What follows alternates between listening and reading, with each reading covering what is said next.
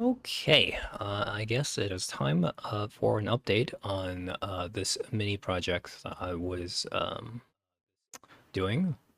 This is one of those updates where really did not want to make the update. Yeah, it's that type of update. It's the I don't want to make this update type of update, so to speak. And I think this whole debacle started from to describe my personal feelings on it. This whole debacle started with this.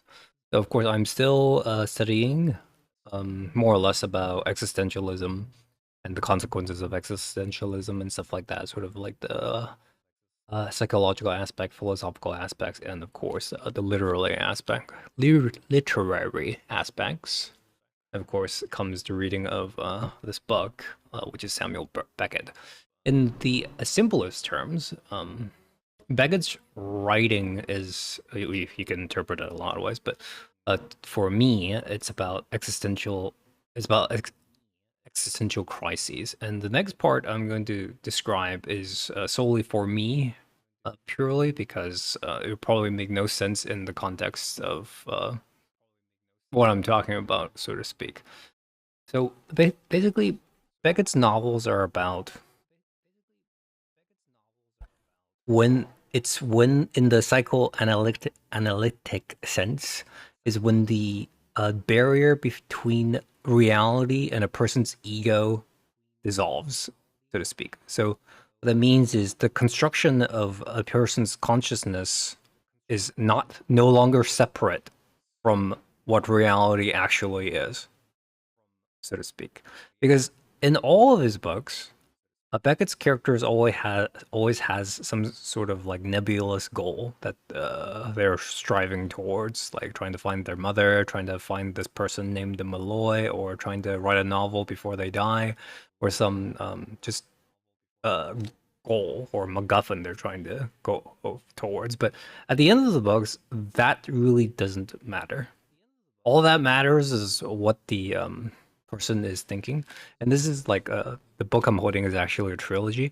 And by the end of the trilogy, we reach the unnameable. And unlike the previous two books, which is Malloy and Malone Dies, what happens in the unnameable is that we just start with the membrane between the ego and reality dissolved. And what that means is all you're really reading is a stream of consciousness. There's really no plot. It's a really frustrating experience. It's kind of cool, but it's also a very frustrating experience to go through. So trying to like grasp that is how to explain it. It's like trying to like a bowl of water and you're trying to like cusp a very specific cusp of water specifically, and then letting that water go and trying to get it again. That specific cusp of water is what it like feels like reading Beckett's work. So this is like the first part of my frustrations so far. And the second frustration, and this is gonna sound kind of silly here.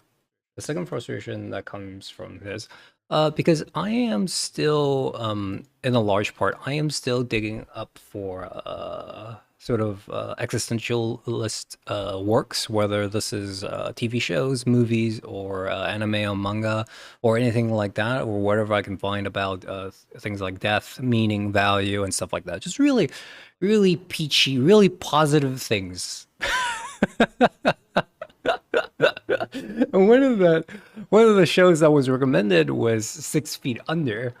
Well, to be entirely honest with you, well, while 6 Feet Under, to put it into perspective, was very influential around the time because it was sort of kind of a groundbreaking HBO series that was, released around the time of things like Grey's Anatomy or like CSI or Law and Order, just sort of like very dry, cookie cutter uh like TV dramas and stuff. 6 Feet Under was very progressive in a lot of ways, and it wrote its characters very differently. But it's sort of like a bad show to binge. And when you view this show from the modern context, it's not really that special because it's the things it was known for is pretty common nowadays. So that's sort of talking from the show isn't terrible point of view. But the issue with the show is terrible for me is because this show actually doesn't really have anything to do with existentialism. It sort of talks about death, but it's really more about the relationships in the show. And what's really frustrating about binging this, since it's not a good show to binge, is that it just feels kind of repetitive of like people making terrible choices in their relationships. Like, oh, you need to stop cheating. Oh, I'm gonna cheat anyways. So it has that like sort of like that B drama boot B drama like vibe of choosing to do terrible things to make the show go on and stuff like that. There's like very small moments where it like tries to talk about death, but it's I don't know. It really has absolutely nothing on what I want in terms of a show or footage that captures the essential elements of like the things in existentialism, such as meaning in life, or it doesn't really like for a show about literary why do I keep doing that? Literally burying the dead. It kind of isn't focused on that. It's kind of just focused on the drama of the relationship just between the characters and how the characters usually just defaults into like making terrible decisions, which is the part about like why it's not a good show to binge because it sort of feels very repetitive and very frustrating. So I watched that for like about a month until I realized that that show has like almost nothing to do with what I wanted, right? So I'm just sifting through the footage, sifting through the footage in the sense like I'm watching the show, I'm trying to find something meaningful out of it, and it's just giving me nothing. So these are so far sort of the 2 points of frustration.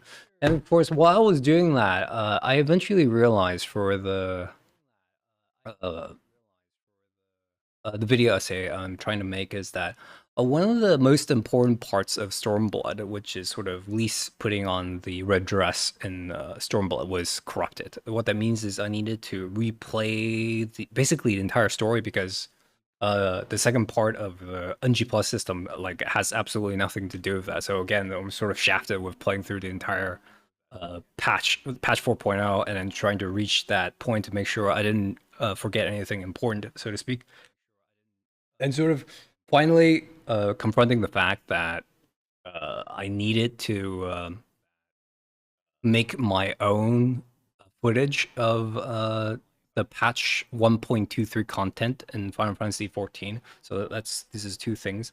And then finally, the third thing was I've always wondered whether Endwalker ends on patch 6.0, like kind of like as AR, because if you play through Final Fantasy 14, you realize the main stories usually end in the point 3 patches, which